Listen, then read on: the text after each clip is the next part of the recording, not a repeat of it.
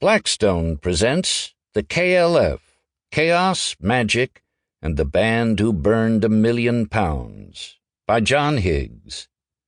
This book is read by John Higgs. Reality is not enough. We need nonsense too. Drifting into a world of fantasy is not an escape from reality, but a significant education about the nature of life. Edmund Miller, Lewis Carroll observed. Prologue. The fuckers burnt the lot. Jim Reed retired to his hotel room at around midnight on the 22nd of August, 1994. Half an hour later, there was a knock at the door.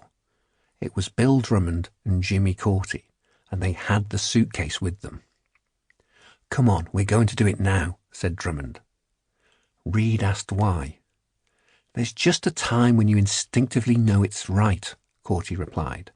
The plan had been to get up early on the morning of the 23rd and climb, with the suitcase and its contents, to the top of one of the mountains that dominate the island of Jura. Well, it was now technically the morning of the 23rd. The mountain was unimportant.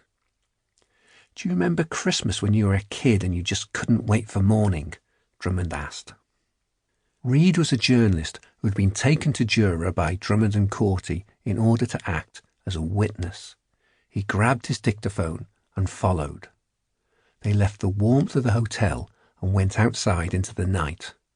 Here they met the fourth member of their party, Alan Goodrick, a Falklands War veteran and rock tour manager, more commonly known as Gimpo. It was raining. Drummond did not look like one of the most successful and credible pop stars on the planet.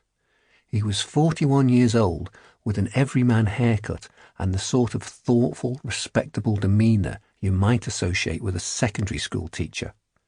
Nevertheless, he had just produced a string of global #1 singles and had just come first in Select Magazine's 100 Coolest People list. Jimmy Corti, the other half of the duo known as the KLF, among other things, was a few years younger, with wild dark curly hair and a more anarchic sparkle in his eyes. The suitcase went into the hire car's boot. Reed had still not seen the contents of the case at this point, but he was pretty sure he knew what was inside. Gimpo had also guessed. During the flight to the Hebridean island, the thought of killing Drummond and Corti in order to steal the suitcase had entered his head. He didn't... Sample complete. Ready to continue?